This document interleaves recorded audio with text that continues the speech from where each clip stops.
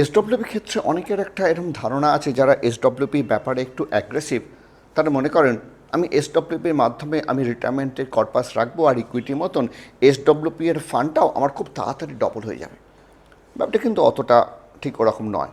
Normal equity ফান্ডের থেকে SWP fund is a category of hybrid category, pure equity নয় কিন্তু এটা।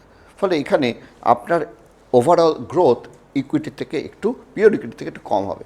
জেনারেলি যদি আমরা অ্যাগ্রেসিভ হাইব্রিড কথা বলি, তাহলে সেখানে মিনিমাম 65% থেকে 80% ফান্ড অ্যাকাউন্টেন্ট, ফান্ড ম্যানেজার ইকুইটিতে ইনভেস্টমেন্ট করতে পারে।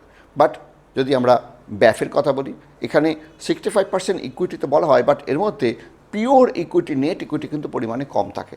আর আমরা যদি মাল্টি অ্যাসেট ক্যাটাগরি দিয়ে আমরা এসডব্লিউপির কথা বলি, সেখানেও কিন্তু অন্য প্রোডাক্টের, অন্য অ্যাসেট ক্লাসের মিক্স চলে আসছে।